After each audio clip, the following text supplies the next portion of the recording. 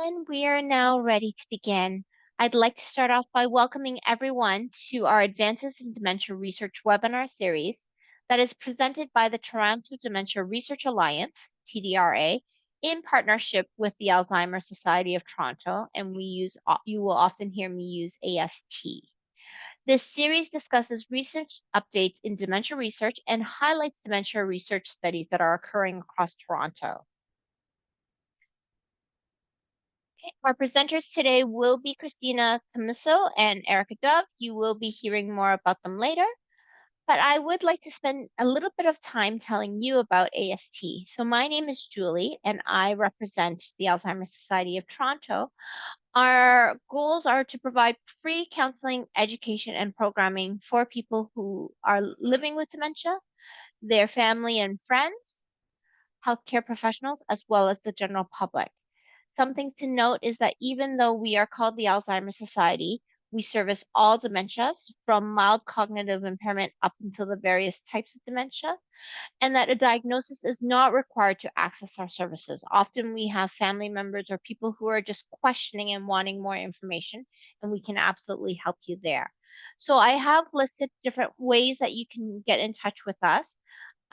If you are trying to make a connection on behalf of someone else, whoever is the intended recipient of the services must provide consent. So that is just something for you to note.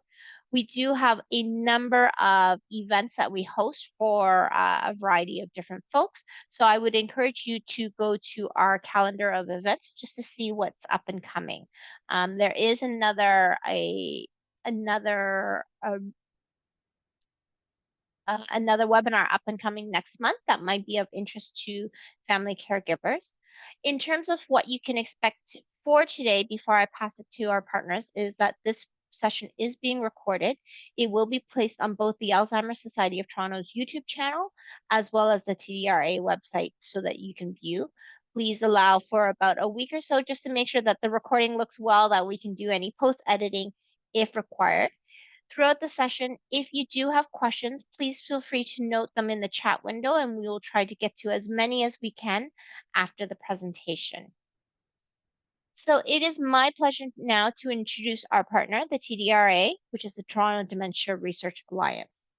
Established in 2012, the Toronto Dementia Research Alliance is a collaboration among the University of Toronto, Baycrest, the Centre for Addiction and Mental Health, Ontario Shores Centre for Mental Health Sciences, Sunnybrook, Unity Health Toronto, and the University Health Network.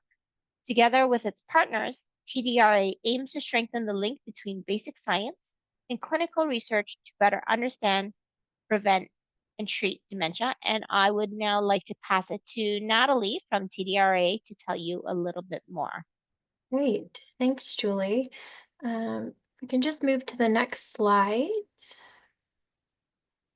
Okay, so as part of our education and community outreach, AST and TDRA created a research studies section on the Toronto Dementia Network, or the TDN.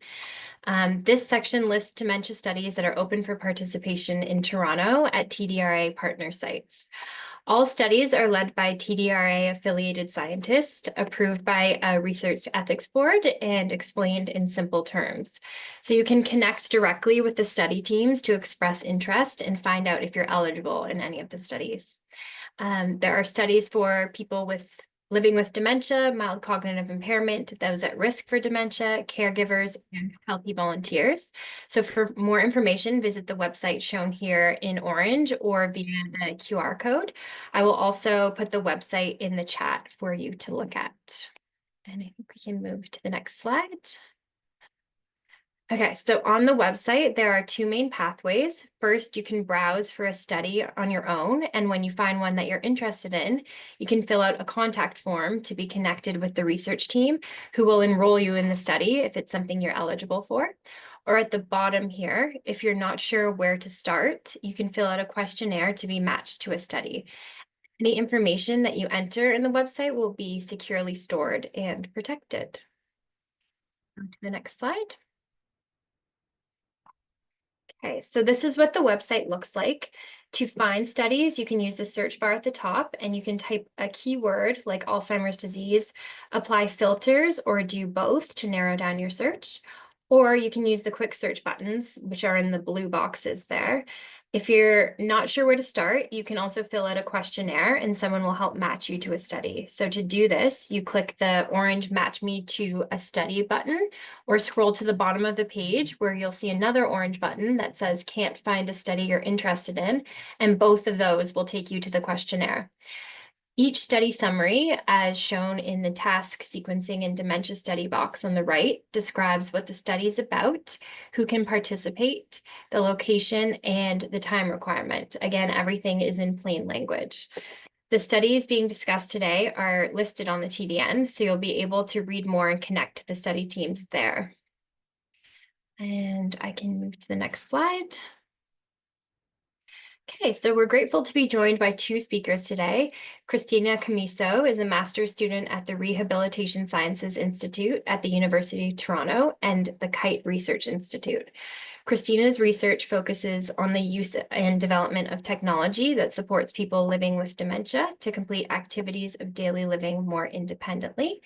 And we also have Erica Dove, who is a final year PhD candidate in the Rehabilitation Sciences Institute and at the Kite Research Institute. Her research focuses on the creative application of technology to support the health, function, and well-being of people living with dementia. So welcome, Christina and Erica. We're very glad to have you here today.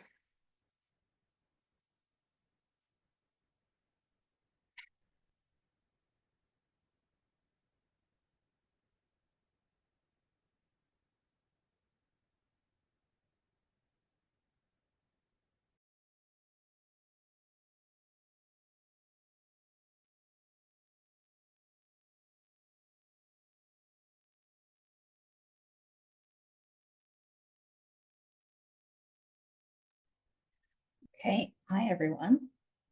So I'm going to do the introduction and then we're going to kind of pass it back and forth. So today we're here to talk about supporting independence and how rehabilitation and technology can bridge those gaps for people living with dementia, as well as those who provide care. As we were introduced so kindly earlier, I have my colleague with me, Christina Camiso, and myself, Erica Dove. Next slide. So for today's agenda, we kind of just did number one, so we're on to number two, rehabilitation and dementia, talking about then some daily task completion and how this relates to Christina's study, exercise for balance and mobility, how it relates to my study, and then we'll go into Q&A and closing. Next slide. Okay, I'll let Christina take this one over. Thanks, Erica. One of the key strategies for maintaining independence in individuals with dementia is cognitive rehabilitation. And this approach is designed to support individuals in maintaining their everyday tasks despite their cognitive decline. So according to this article by Kudalika and their colleagues, they say that in general, there are two types of cognitive rehabilitation for people living with dementia. So can be divided into first restorative treatment, which focuses on improving or restoring cognitive functions through structured exercises and training.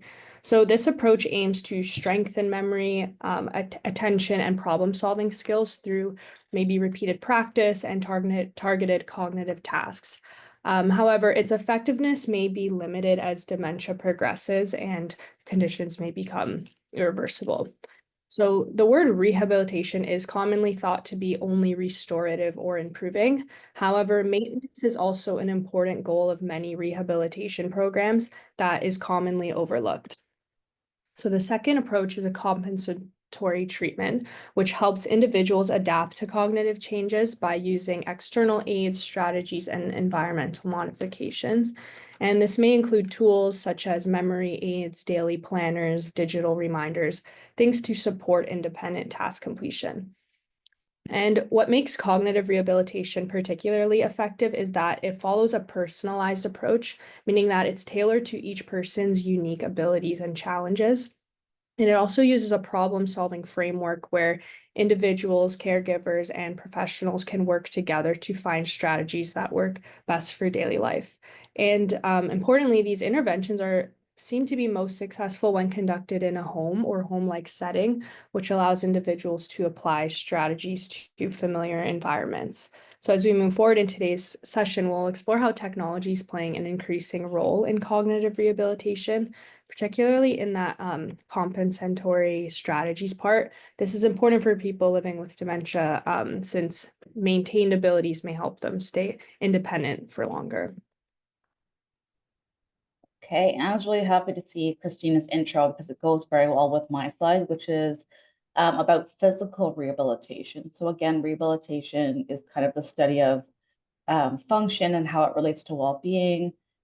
Physical rehabilitation, a lot of people, just like the cognitive piece, think about regaining function. So for example, someone has a stroke and relearns to walk, functional tasks, exercise, physiotherapy, but it's not often thought of as the retaining or the compensatory function. So again, as dementia progresses, regaining function may not be the goal. It may be more retaining and maximizing function. So for example, using things like mobility devices, adaptive aids, taking part in exercise, physical activity. So meaningful activities that help to retain or maintain function. Just like the cognitive rehabilitation piece, physical rehab should always be personalized. So I don't know if any of you have ever been to physiotherapy, but the physio will always make a tailored treatment plan for you and progress it as you're ready.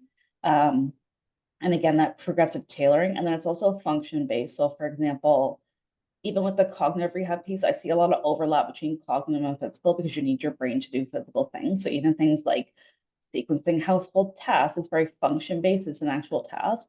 So walking, things like that, for example, but physical and cognitive rehab are quite intertwined. So I think that's why this talk, I'm so excited about it. And then I'll give it back to Christina.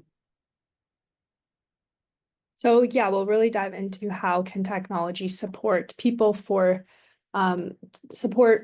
dementia to be independently for longer by looking at how it can be used for daily task completion to maybe delay the need for more support, such as delayed admittance into long-term care. And Erica will go more into how it can be used for exercise, for balance and mobility to reduce the risk of falling. So we'll jump into the first part, which would be to talk about how it can be used for maintaining activities of daily living to increase independence. And my email is there if anyone ever has any follow-up questions.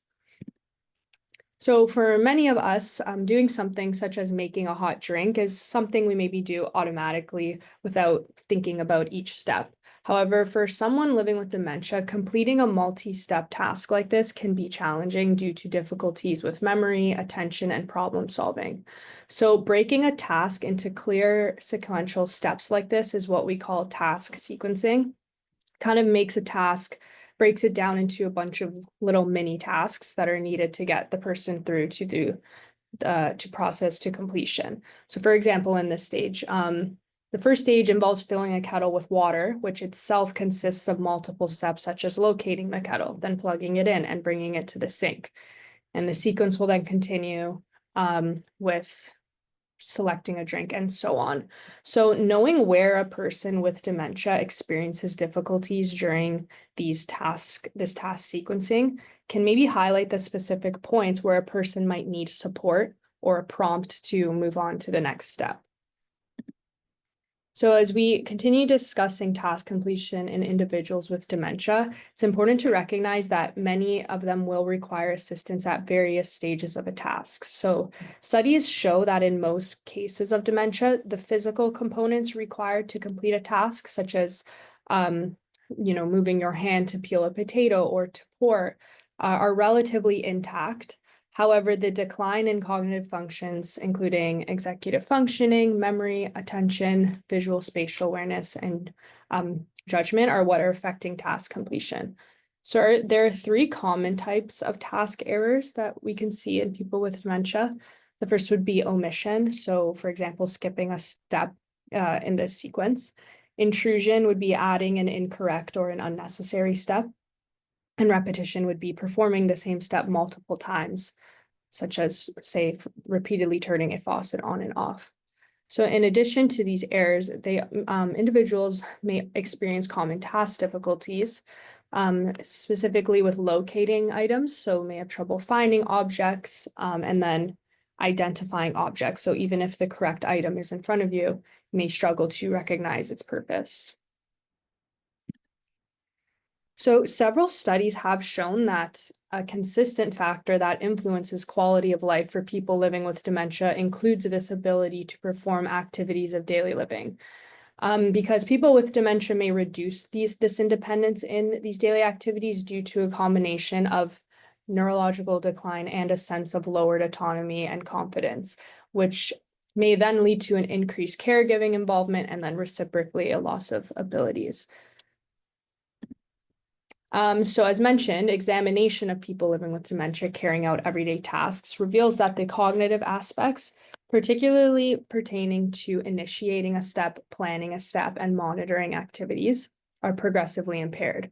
So mitigating this cognitive impairment and sort of maximizing the physical abilities that are still maintained, as Erica was mentioning, could help people with dementia maintain independence in daily activities for longer.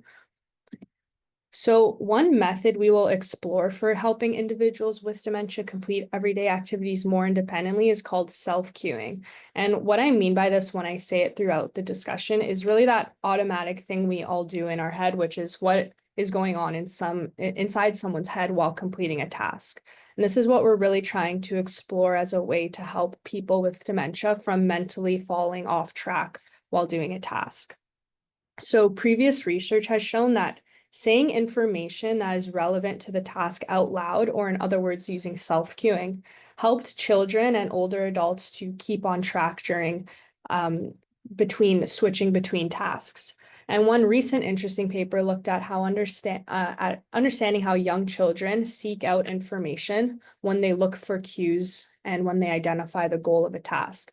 And they found that when they used strategies that involved verbally saying out loud what they were doing, enhanced the ability of specifically preschoolers to identify the goal of a task and then successfully complete it. And then an additional study looked at this in people with aphasia. And they found that tablet-based verbal cues increased the accuracy of recalling certain words in a less severe population. So the success and benefits seen in self-cueing are thought to be because they are constantly available to a person and they afford the individual personal choice. And the fact that they're being self-generated by the person actively, you're like actively trying to remember and generating the material to be remembered rather than just passively responding to a stimulus, sort of is why we may see that these are so effective. So despite the potential benefits of self-cueing for people living with dementia, there has not really been any exploration to date. There was one previous study where they used these self-generated cues in people with early Alzheimer's disease, and this was done about 30 years ago. And they found that there was an improved memory for recalling words in an experiment, but the application to everyday life has not really been examined. So our work really focuses on investigating when and how people with dementia will self-cue during an everyday activity. And then using that information, we can hopefully develop technologies that deliver a prompt or a cue during that time to help them get back on track. So as we've discussed, individuals with dementia will often experience challenges with completing their everyday tasks due to difficulties with memory, sequencing, and attention.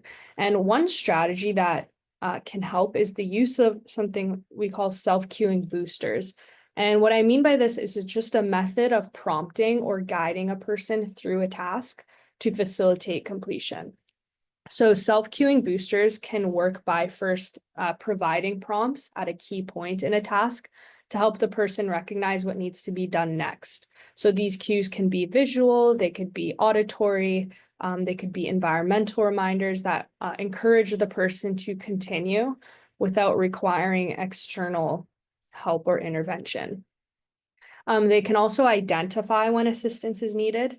So by tracking where a person encounters difficulties in the task, caregivers or rehabilitation professionals can determine which steps require additional support.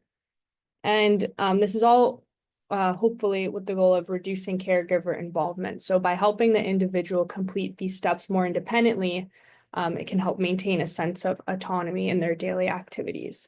So the diagram on the right is just illustrating a task sequence for hand washing. It's showing the different pathways the task might take, depending on whether steps are completed in the right order. So for example, somebody may turn the water on first, or they may use soap before turning the water on. So this specific diagram was taken from a study that used a sort of electronic prompt system to help individuals with dementia complete daily tasks. So they developed and tested this system, and it sort of monitored an individual's actions, and it provided a real-time cue when they encountered difficulties during hand washing. And it basically used artificial intelligence and it used vision to sort of track the progress. And then when it felt that the person required it, it delivered a verbal or a visual prompt. And this is only when necessary, rather than providing constant guidance and taking over the task.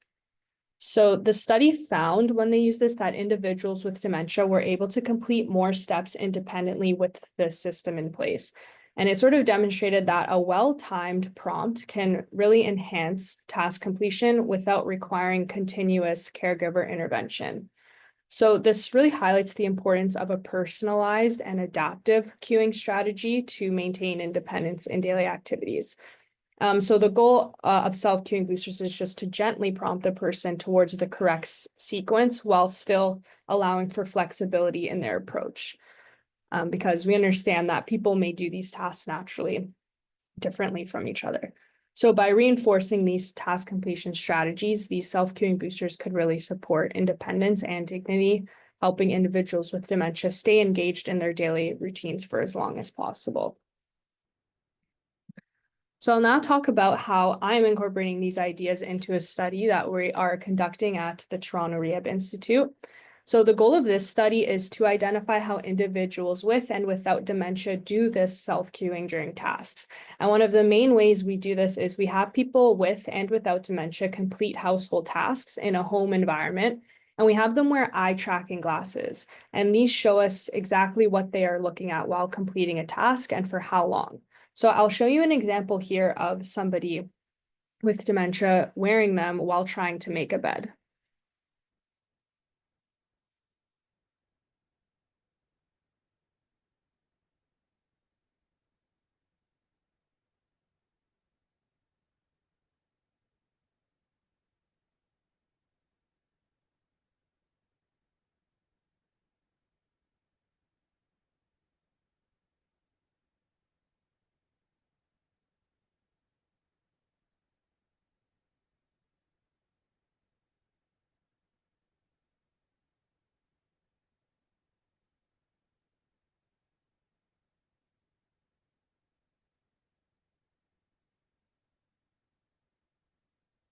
Oh, sorry, it seems to be a little bit lagged. Hopefully you get the idea. So as you can see, these glasses can almost provide us insight into what a person is thinking in their head while they're doing a task. So for example, what might they be looking at to cue themselves to the next step? Are they looking at something for longer than usual? And this technique with the eye tracking glasses is backed up by a lot of studies that back it up as a useful tool for looking into someone's cognition. For example, they're used in a lot of interesting consumer and marketing studies that try to uncover like what products people gravitate towards in a store based on what they're looking at when shopping. So what we do next is we'll take these videos and we'll analyze them. And it pretty much produces a picture of what their actions look like. And I'll show you an example here. So this is an example of what I mean. This is an analysis of someone without dementia and somebody with, of the video you just saw. So doing this, we can visually see when it is that people with dementia are experiencing difficulties at task completion and identify whether that's an area that needs prompting. So for example, this circled part is a time where a lot more repetition of actions are happening. I'm not seeing what you're showing. I'm only seeing your face for some reason. Is that the same for everybody else? No, I see. I can see. Okay.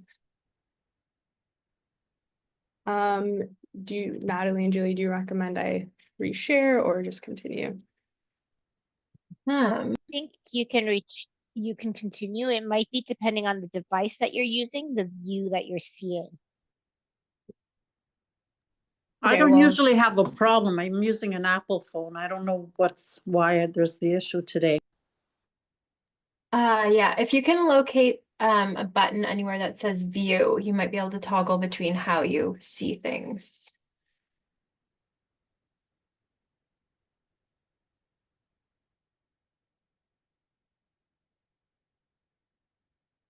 I'll just continue on and hopefully it gets sorted out. But as I was saying, this circled part here is a time where a lot of more repetition of actions, such as picking items up and putting them down, was occurring, which may, in this person with dementia, which may signify a point of confusion or difficulty. So if you are interested in participating in this study, we are looking for people both with and without memory concerns. So if you're somebody experiencing memory concerns and you participated in this study, you would be asked to complete 3 household tasks in your home from a list of tasks that we provide. And this would happen in 2 sessions. So the first session, you would complete steps of the task while narrating what you are doing out loud. And then in the second session, we would have you complete the same tasks except without talking out loud. And to be a part of this study, you would also have to agree to complete cognitive testing. We use the Montreal Cognitive Assessment, which takes approximately 10 minutes to complete. And then you'd also have to agree to be recorded with video cameras, eye tracking glasses, and a sensor watch, which will tell us your heart rate and your skin temperature while you complete the tasks. If you're somebody who's not experiencing memory concerns and you participated in this study, you'd be asked to complete 3 household tasks, and this would happen in 1 session.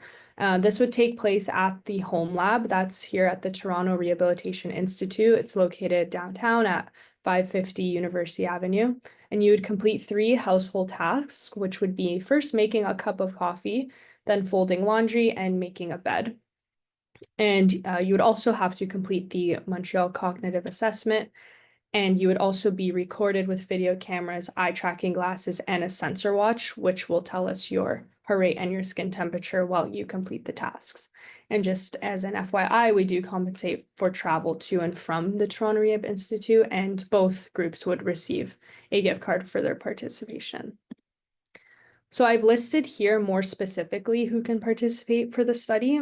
These are people between the ages of 60 to 85 years old, have no significant sensory or physical limitations, are fluent in English, and are experiencing memory concerns or not experiencing memory concerns currently. So if you are interested in participating, you can always reach out to me or one of the TDRA or AST members, and I'd be happy to go from there. These are my references if anyone is interested, but for now, I'll pass it over to Erica.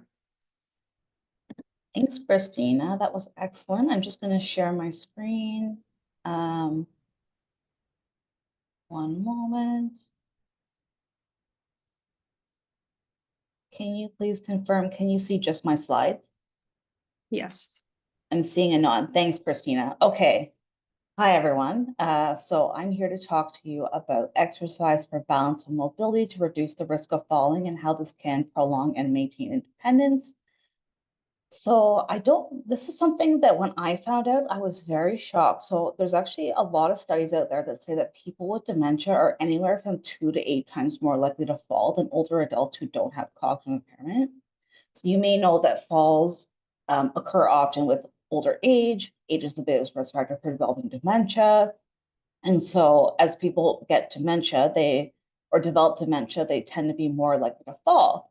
And this is due to various reasons. So one, of course, impairments in cognition make things like attention more difficult. So for example, walking while talking, you're more likely to fall. But there's also things like reduced balance performance, so not being able to be steady, and concerns about falling. So this diagram, I love diagrams, you'll learn this about me. So for this diagram, it shows how kind of there's this loop with concerns about falling where it actually leads to decreased balance performance, which increases the risk of falls, causes falls, which then leads to more concerns about falling. So it's kind of this vicious cycle. And so this is how balance and concerns about falling are directly intertwined with falls. My research, as I was introduced at the start, focuses on exercise and how this can support people with dementia to live well. Particularly, I made this diagram in the blue that shows if someone has an increased risk of falls, if they actually integrate physical exercise, it can kind of do both the improved balance performance and the reduced concerns about falling, which actually reduces the risk of falls. So I've been in this field of research for about 10 years now. And so in 2024, which seems like a long time ago, but it was not, we published a scope and review, which is a review of the literature, looking at how exercise can address concerns about falling. But what we found was really interesting was that it also was being used to address several other fall risk factors. So for example, cognition, balance, strength, different aspects of physical wellness. And the types of exercises used were very broad. So they had a lot of balance training, but also some balance and strength, what we call multimodal, which is the more than one type of exercise, as well as flexibility. And so it was shown that across the primary outcomes of the study, so the main targets was most of the exercise interventions were effective at improving whether it was concerns about falling or balance or cognition, which I think is really interesting. So when we talk about exercise for people living with dementia, there's lots of reasons why people should exercise, but there are also some barriers. So for example, if someone has physical health challenges like mobility limitations, that can make it more difficult to, one, get to the facility, to perform the movements, things like that. There's also a bit of a lack of engagement. So some exercise programs can be a little bit repetitive, and they don't necessarily target the user's engagement when participating. There's also that lack of motivation piece. So it kind of bleeds into the engagement where if you're not engaged, you're not going to be as motivated to participate. And then last, of course, which is really important, is inaccessibility. So whether it's too fast from a cognitive standpoint, so they're moving on to different exercises too quickly, the environment, there's no ramp, there's not adequate signage. So lots of different ways in which it can be also inaccessible. So again, I've been doing this for a long time, about 10 years, and I've come to really look at technology as a form of therapy because it can make exercise more available and engaging. So when I say available, it can be done at home, it can be done in a clinic, it can be done at a community center, and also engaging. So it kind of, I'll talk a little bit more about gamifying and what I mean by that. But so example on the screen is we've got different technologies. I don't know if you can see my mouse, but we've got a console that usually you can play kind of movement games, which I'll talk a lot about today. There's also virtual exercise programs that can be shown in the little screen, even apps that encourage you to move. So a lot of times technology can actually act as an engaging motivator for physical activity. One of the main aspects I focus on is video games. So exercise and video games, also known further here on out as exer games, have been combined in leisure and rehabilitation. So these games, interestingly, were actually made years ago to encourage the inactive gaming population to become more active. And they realized that they work. And when they kind of realized that these games can also be used in rehabilitation. So on the screen, I've got the Nintendo Switch, which came after the Nintendo Wii, which is a controller-based game. So you press the buttons and move at the same time. And then on the right, I've got the Xbox Kinect, which is a camera-based sensor. And these games there's different types of games. So on the screen, I've got a dance game and a sports game. So there's different types of games targeting different movements, many of them which are upper body focused. So in terms of rehabilitation, extra games have actually been used with several populations. So for example, people with acquired brain injury, spinal cord injury, cerebral palsy, healthy older adults, people with stroke. So across the lifespan and across conditions. So again, it's useful because it's targeted, it's available, and it's engaging. What about people living with dementia? So this is where I started. So in early 2017, we explored the use of this type of technology with people who have cognitive impairments. This is just a picture of the paper. We found that extra games can be used to actually provide a range of activities including cognitive activities, physical activities, and leisure activities. We also found across the studies, I think there were 31 studies that found that the extra games were perceived as being engaging and enjoyable across all the studies. So they really enjoyed the experience. But one aspect that was missing, because there's always gaps, is that it wasn't clear how they actually supported, introduced, and taught the participants with cognitive impairment to use the technology. So we kind of went off on a little mission to figure this out. So to build on this, in later 2017, we observed a group extra game session at a local day program for people living with dementia. Again, this is just a picture of the paper. This is a photo. I don't have a video, sadly, but this is a photo from one of the sessions. And what we found was that when they played in a group setting with trained staff, so you can see the trained staff on the right side and the player kind of in the middle, participants were able to learn to use this type of technology and enjoy playing. What I would say, which actually goes really well with what Christina was saying earlier, is that the trainers, one thing they did, we called them trained trainers because they knew what they were doing and they only gave cues when needed. So they weren't constantly prompting the person, they were giving strategic cues by knowing the person and knowing when to provide the cue. So things like verbal instructions, gestures, hand over hand guidance. And the study gave us the idea to further examine how people, not how people learn to play, but the extent to which they can learn to play. So this is another study from 2019. So we decided to study the extent to which people with dementia can learn to play extra games. So we took the idea from we borrowed the idea from the day program that we observed and ran a 10-week extra game intervention at 3 other day programs looking at evidence of learning to play over time.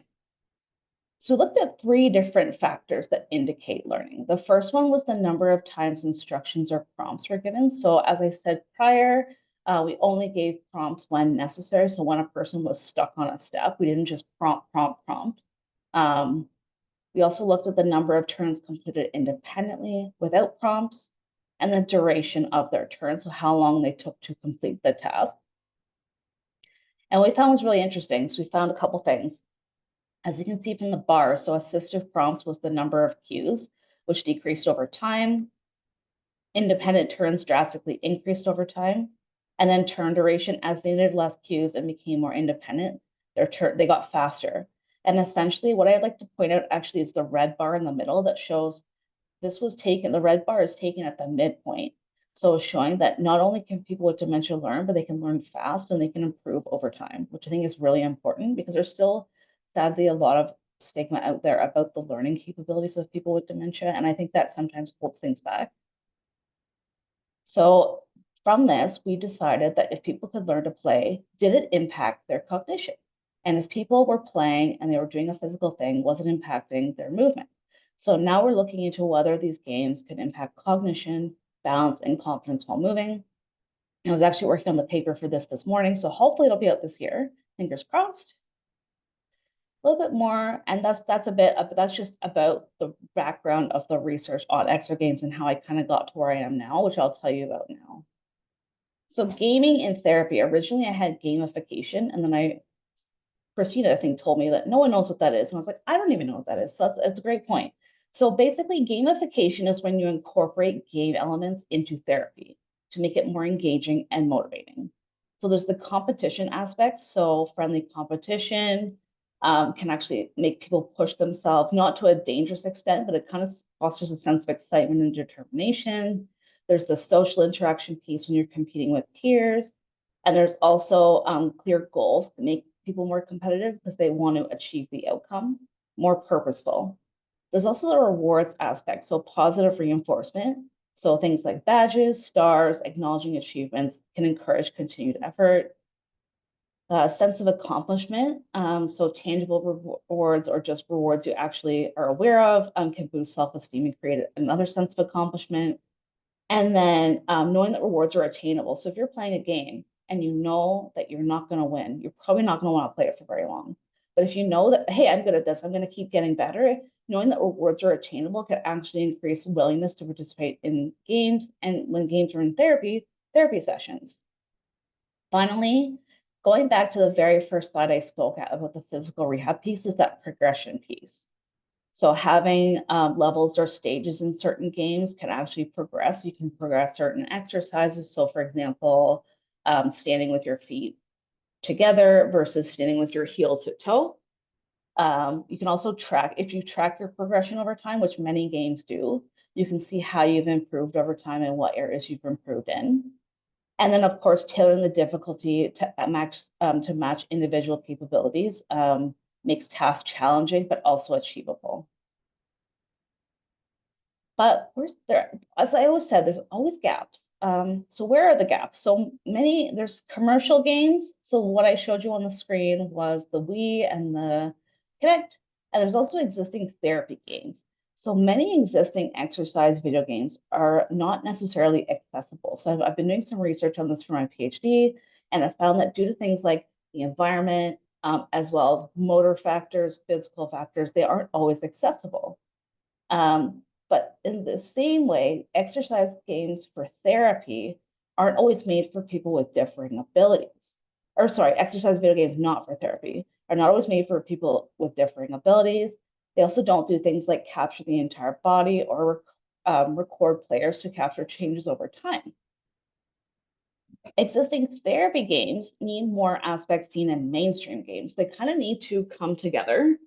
So things like exciting music, the competition aspect we spoke about earlier, a storyline, quality graphics, and multiplayer modes, and feedback, of course, to let you know how you're doing. So this is where Boodle Blast comes in. A lot of people call it Bottle Blast, but it's Boodle Blast. So Boodle Blast is a movement tracking video game designed to combine therapy and fun. This was originally developed at Holland Bloorview Kids Rehabilitation Hospital with children and youth with varying motor abilities. It's been used in clinics and at home. Preliminary research supports Boodle Blast's ability to engage players and support physical outcomes. So, for example, range of motion. I did take this game system to a few day programs where informal testing suggested that it may also appeal to older adults. So what I'm doing is I'm testing this game system. So you can see the user interface on the screen where you can actually customize your joint range of motion. So I'm testing it with people with dementia to see whether it is acceptable and how to make it more user-friendly. So for this study, up to 10 pairs of older adults with dementia and their family caregivers will be recruited to participate in a 2-week study using Boodle Blast at home. Each pair will play 4 lower body mini games on Boodle Blast using a self-chosen frequency and duration. And each mini game targets aspects of balance or mobility. So they're all lower body games, which are actually quite rare for an exercise video game system because they tend to be more upper body. What's cool is that persons with dementia can play the game solo or in multiplayer mode with their caregivers, fostering shared play. These are some of the games. So I actually do have videos. There we go. So this is the first game is called Step Stepper. So essentially you are climbing a cliff and you're climbing a cliff with your arms. And once you get to the ladders, you are marching in place to escalate up the ladders. This is just some of the movements involved. It's also called Cliff Climber with ladders, if you want to be a little more specific. There's the sit and stand washer, which is where you perform sit to stand motions and you move your arms in order to wipe different types of paint off windows. And it challenges, again, these all challenge different aspects of balance because you have to maintain your control in order to play. This is my favorite. This one's called Space Race, where you are a rocket ship going down a path, and you need to either march in place to keep going or sidestep to miss obstacles. And then finally, there is Astro Boodle, where you're an astronaut traveling up to space, and you move your trunk side to side in order to get to the top and try to hit the platforms. So if you participate in the study, you will be asked to, there's 4 little things here. So week 1, I would come to your house and do an instruction on how to play the game, some surveys, so a survey on concerns about falling specifically, as well as a demographic survey, and then 2 balance tests. There's also a cognitive assessment part of the surveys. Week 2 and 3, you'll be playing the game at home. So again, you can play as little or as often as you want. And I would just call once a week to check in on how things are going and if there's any technical issues. And then finally, week 4, I would come and do the same surveys, the same balance tests, and then do an interview to capture how you feel about the games and how we can make them better. So for who can participate, we're looking for pairs of people with dementia and their caregivers in the same household, living within 2 hours of Toronto, Canada. So I have a car, I live in Durham region, I can kind of move around, just so you know. We also need reliable home internet access with a device to connect to, fluency in English, and then a green video and audio recorder for the study. And then for the person with dementia only, they will need to have the ability to provide consent and be able to stand and walk to complete the balance test. About the Budoblast study, as I said, I'm happy to take any questions, or if you're interested, please reach out either via the Toronto Dementia Network or through my email, which I'll show on a few slides. And I'm just going to look at the time, we're on time. So just for our take home message, sorry, it's kind of abrupt ending, but we want to show together that with the right tools, technology can support people with dementia's independence and well-being, which is just so important because there's many ways to live well with dementia. We just need the tools to do so. So here are the emails for our study. So there's self-queuing task study, Christina, and Budoblast and dementia study for me. And these are my references, and I will stop sharing and we can jump to Q&A.